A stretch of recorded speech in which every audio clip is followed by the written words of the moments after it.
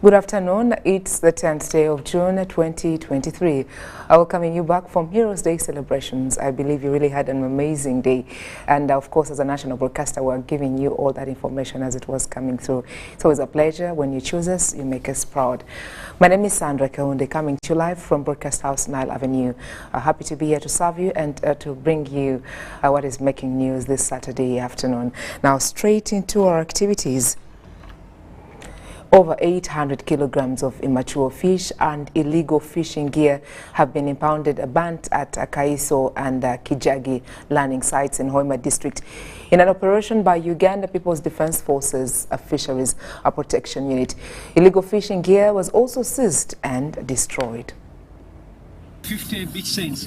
At least 800 kilograms of immature fish has been held and illegal fishing gear worth 1 billion shillings destroyed by the Uganda People's Defense Forces Fisheries Protection Unit on Lake Albert in Hoima district. A number of illegal fishing gear, including boats and nets, were impounded from fishermen and destroyed in an operation mounted by the Fisheries Protection Unit. As the operation is being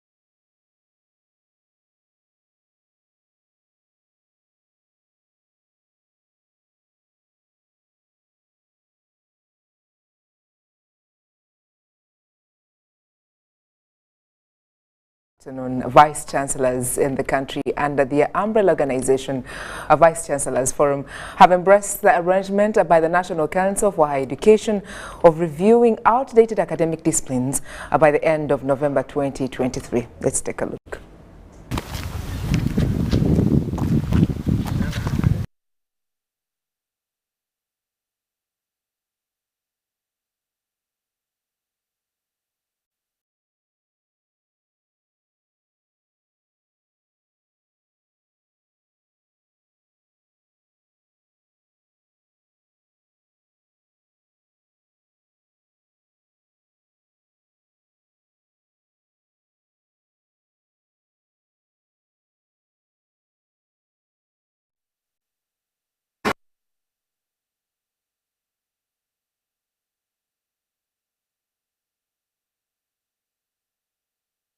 I should note that CLAB, we started running our internal lab about 2 years ago, and CLAB is spread across Uganda in 20 different locations.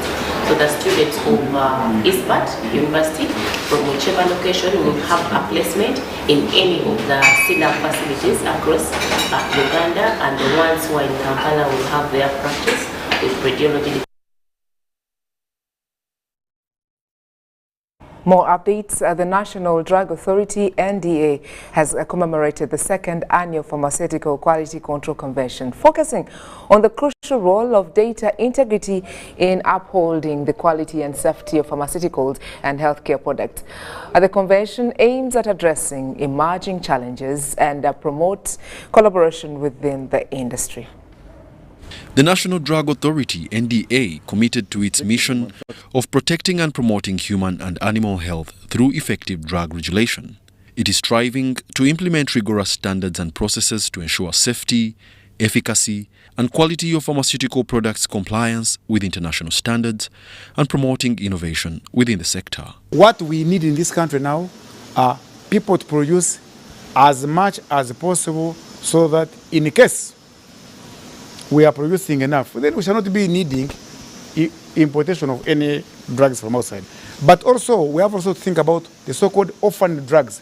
The orphan drugs are drugs for disease conditions here, where patients are not very many, but the drugs are very important, and people don't want to put their factories there because they think they can't make the market. Data integrity emerges as a trending topic within the regulatory sphere and was a focal point of discussion during the convention. Recognizing the critical nature of data integrity in the regulatory process for medicines, the NDA emphasizes the importance of reliable, accurate, and complete data to ensure patients' safety and public health.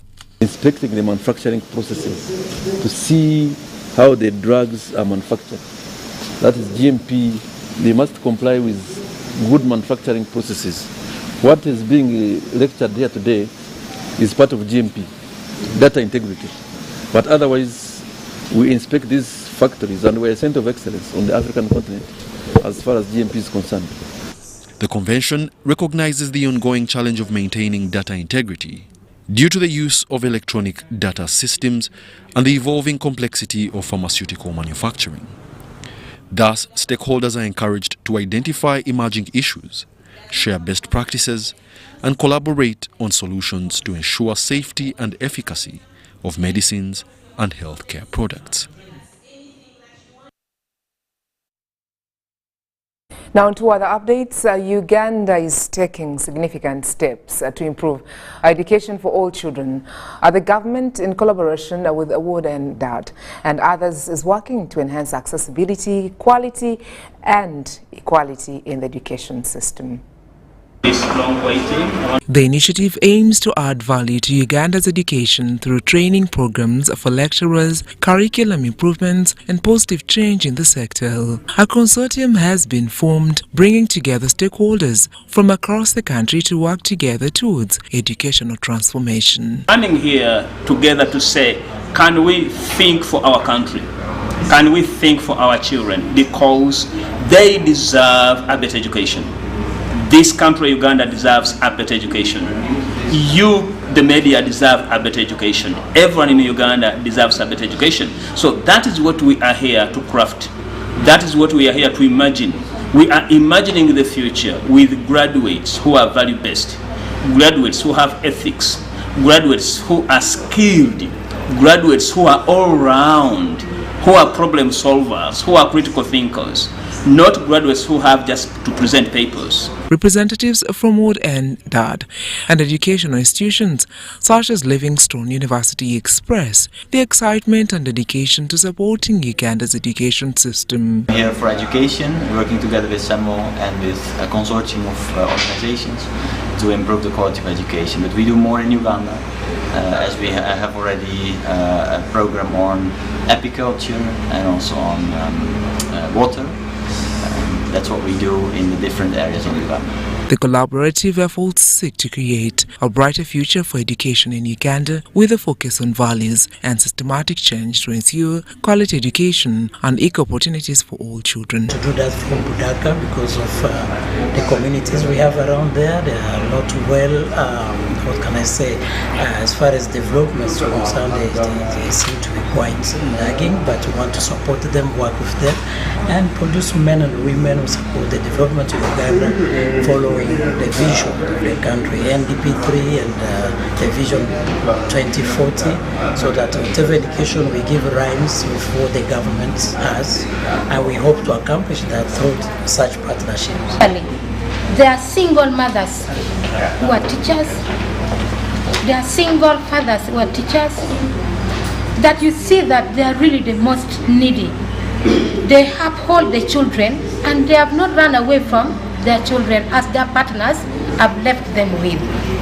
So to what end that, we thank them so much, and to the district, let us choose on the real needy teachers. Wood and Dad will also provide 1,000 scholarships to teachers without degrees, empowering them to further their education and enhance their qualifications. Sandra Kahunde, Jamel Sekaja, News Tonight. Teenagers from Acholi quarters and those hailing from neighboring suburbs in Nakawa division have applauded a Girl Up initiative, an NGO through its She Leads project, for organizing activities that have seen them open up and share with the boys. This was at a day's interaction in a gender match and gender dialogue session that saw both genders participate. Sure. Adolescent and teenage girls often get exposed to a number of challenges, including drug abuse, illicit sex. However, these experiences mainly affect those residing in suburbs and those from poor family backgrounds. You to go out there and change the mindset of the people out there. It's against this backdrop that government, non-government organizations, volunteers and individuals have started initiatives to avert this trend of events among our communities. Girl Up initiative through the She Leads project, with an agenda of amplifying the voices of girls and young women through advocacy, is one of these concerned partners. Realizing that much attention is given to the girls leaving the boys behind, Girl Up initiative organized a gender match and dialogue session to involve the two genders.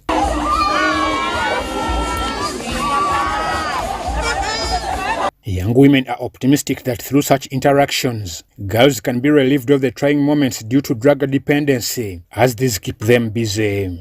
Tuze okuleta emizannyo abalenzi gye bazannya tukimanyi nti n'abala basobola design. Don't fear, because me, they reached a point of saying, I think I'm going to go mad, I should be in Butabika, what, but first and foremost, the community around you matters. Beneficiaries of the She Leads project and those who participated in the day's events appreciated the interactions, saying they have made them open up to elders and share challenges they face.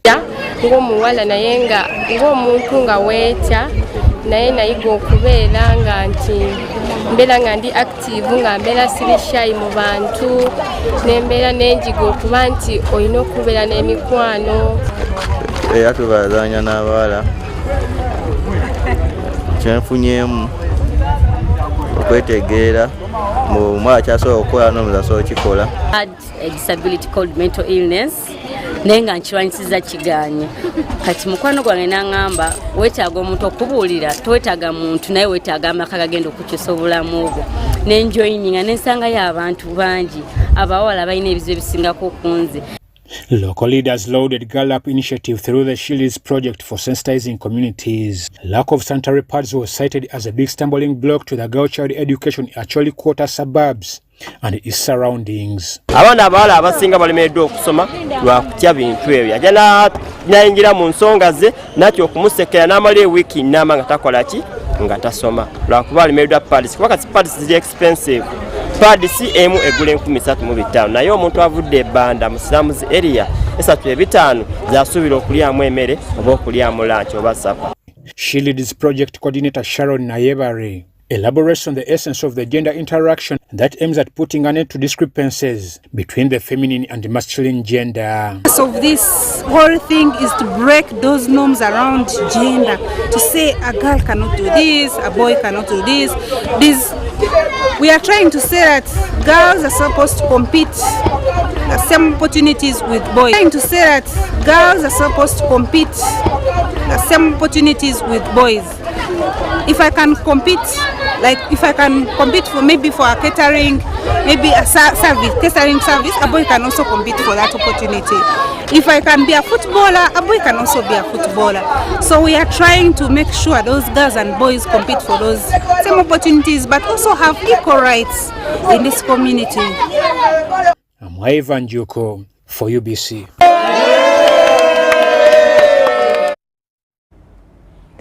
Now moving on, the Banana Industrial Research and Development Center is taking a significant step forward in popularizing toke flour and related products by improving the distribution network across Uganda. Now BADIC, the success of the presidential initiative on banana industrial development aims to streamline the distribution process and equip agents with the necessary tools to deliver gluten-reduced products to the market. During the commissioning ceremony of the new generation tukutuku motorcycles, it was emphasized that an efficient distribution system is integral to harnessing the success of research and development. The tukutuku motorcycles will enable the distribution of a wide range of toke products, including toke flour, mandazi, donuts, cakes, scones, crisps and biscuits. We are looking at product visibility with the branded vehicles as a shift from static billboards. And this was informed by the technical people, who had thought that we shall run with everybody and put a billboard here and there with all the costs that go with it. So the team from MOBS told us that we can do the same and do it smarter if you have tukutuku as moving billboards. Can you clap for me? The tukutuku motorcycles have proven their efficiency in aiding various small and medium enterprises in distribution and advertising over the past 5 years in Uganda. With their small size, yet capable of carrying bulk commodities, these motorcycles are instrumental in reaching diverse customer touchpoints on a daily basis. We have moved with them to the US, Toke, everybody is still asking about Toke. We have been to the UK, everybody is asking about Toke. We have been to the DRC, value addition of Toke. There are people who didn't know that you can actually make flour out of Toke. The tukutuku distribution model adopts a door-to-door sales strategy targeting schools, hospital canteens, grocery stores, supermarkets, small shops, and other customer touchpoints nationwide. Bardic plans to expand its distribution footprint across the entire country, starting with eastern and central Uganda. We are deploying a total of 17 tuk-tuk. Some will be deployed in the central region. We intend to deploy in all the 5 divisions of Kampala, that is Machindye, Lubaga, Central, Kawempe, and Nakawa. We also intend to venture into Greater Central. We are targeting Mpigi as well as Mukono. And in eastern Uganda, we intend to start in the first phase, we intend to deploy 5 tukutukus. Now these are going to target districts within Busoga region.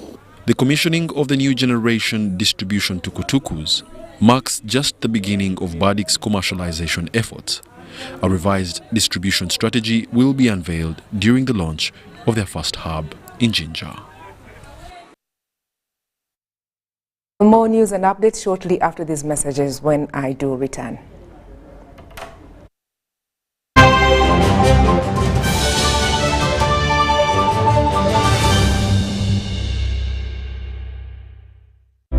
Ebiseera by'okuzaayo abaana mu masomero tebiteekwa kukaluubiriza n'akatono. Eno kusimba nnyiriri mpanvu kano kalipagano ka bidduka. Simanya kuzunga na banka siripsi.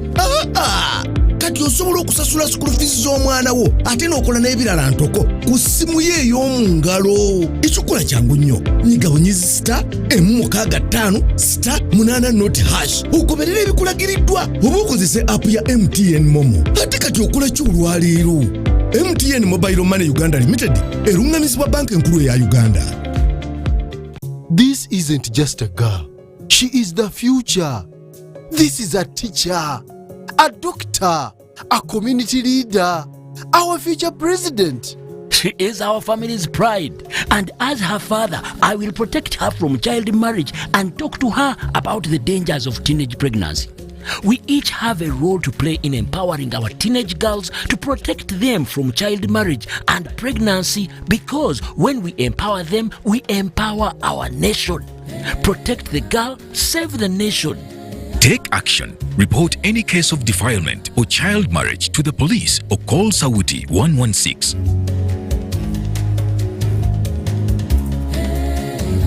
Uganda is rich in natural resources and hard-working people.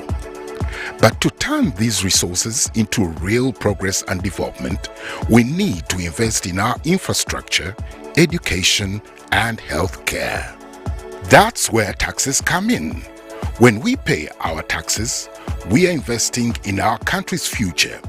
We are supporting the schools that educate our children, the hospitals that care for our families, and the roads and bridges that connect our communities. And when businesses pay their taxes, they are contributing to the growth and development of Uganda's economy. They are helping to build a stronger, more prosperous nation for us all. So when you pay your taxes, you are investing in the future of Uganda and supporting the progress and development of our nation. Uganda is because of you. Uganda Revenue Authority, developing Uganda together. This is the University of Africa. On the streets, you get your real education. Here, everybody has a degree of something. But the most important qualification is imagination. Her reason to imagine is slay. His reason is to be the GOAT. Theirs is to take the beat and make it lit. They want to test edgy until it is fire. Their reason for imagination is to add riz in style. Her reason to imagine is finesse. And hers is to find what's new and bussin'. So no matter what your situation, just use your imagination.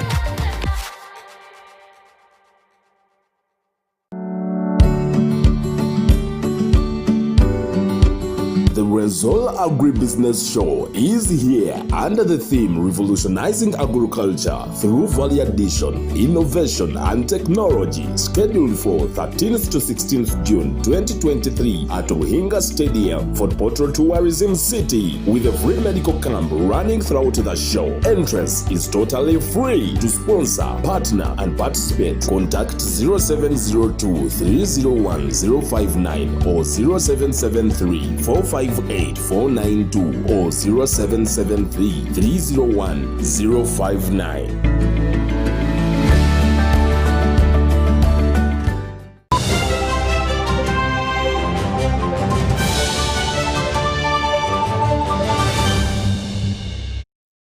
Welcome back. Pleasure to know you're still watching and following now. On two other updates, Uganda Wildlife Authority has highlighted its interventions in human-wildlife conflict mitigation and benefit-sharing projects.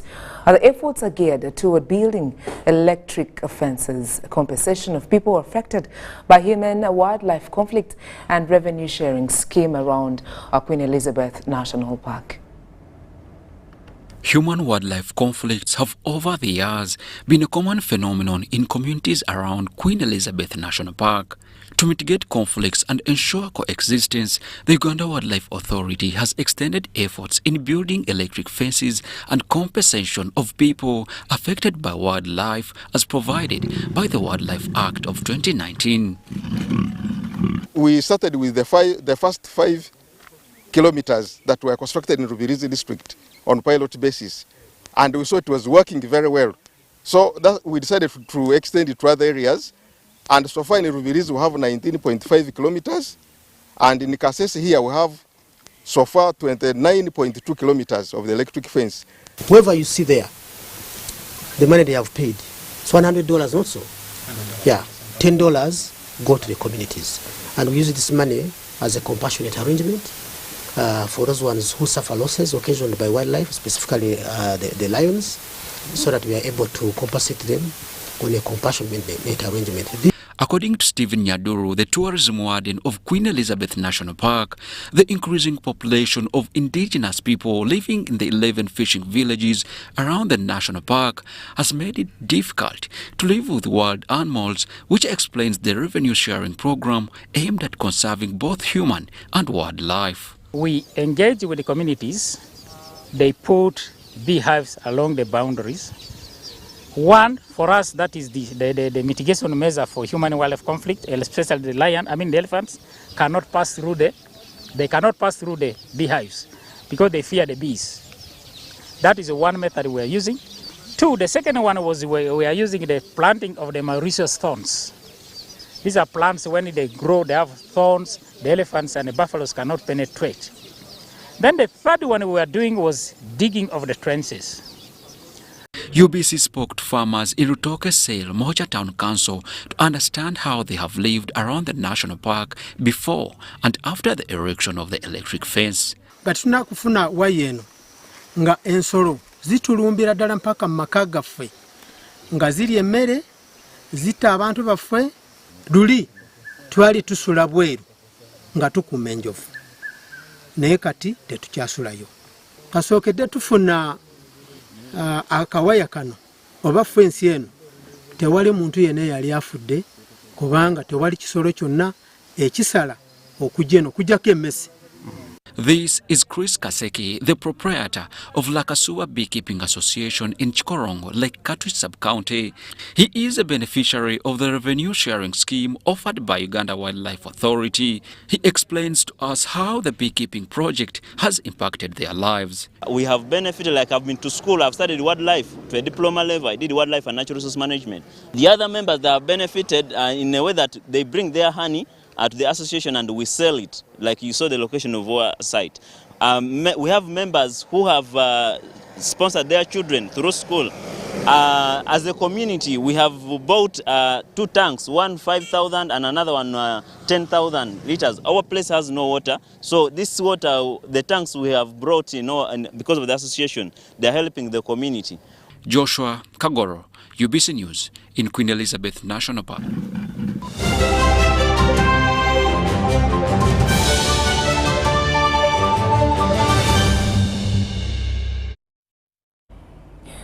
Now on to international updates this afternoon. 4 children have been found alive after surviving a plane crash and spending weeks fending for themselves in Colombia's Amazon jungle. Colombia's president said the rescue of the siblings aged 13, 9, 4 and 1 was a joy for the whole country. The children's mother and 2 pilots were killed when the flight aircraft crashed in the jungle on the 1st of May. The missing children became the focus of a huge rescue operation involving dozens of soldiers and local people. President Gustavo Petro said finding the group was a magical day, adding, they were alone. They themselves achieved an example of total survival, which will remain in history. Mr. Pedro shared a photography of several members of the military and indigenous community caring for the siblings who had been missing for 40 days. One of the rescuers held a bottle up to the mouth of the smallest child, while another fed one of the other children from a mug with a spoon.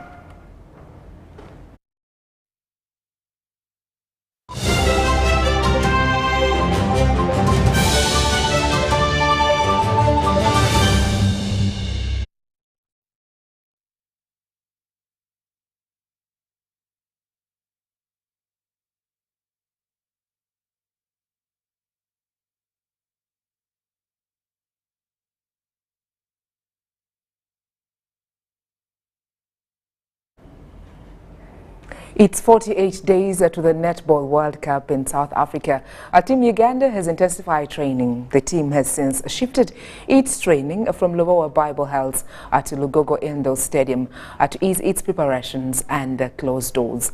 Head coach Fred Mugerwa has assured the trials with different netball clubs before the early travel to South Africa. Currently, 900 million shillings has been allocated for the team heading into the World Cup. This will be the 4th World Cup for the She-Cranes and are placed in Group D alongside New Zealand, Singapore and Trinidad and Tobago.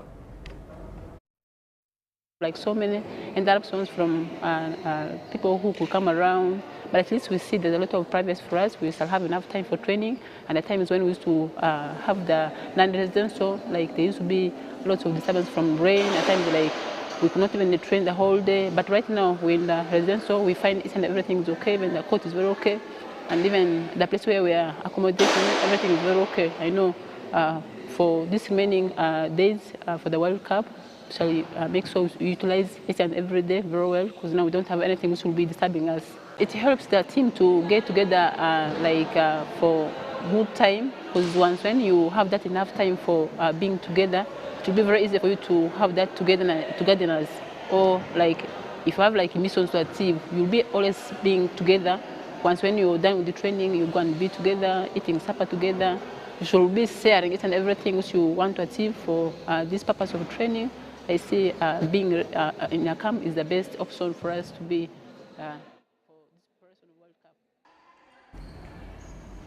Thank you so much for watching and following some of the updates that we had for you for this hour. More news will be coming your later in the timely news hours of the day.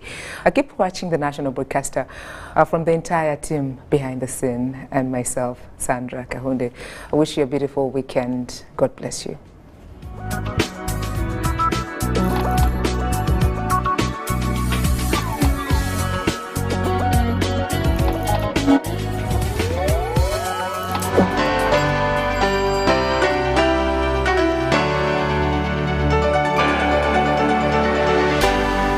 UBC, inspiring Uganda.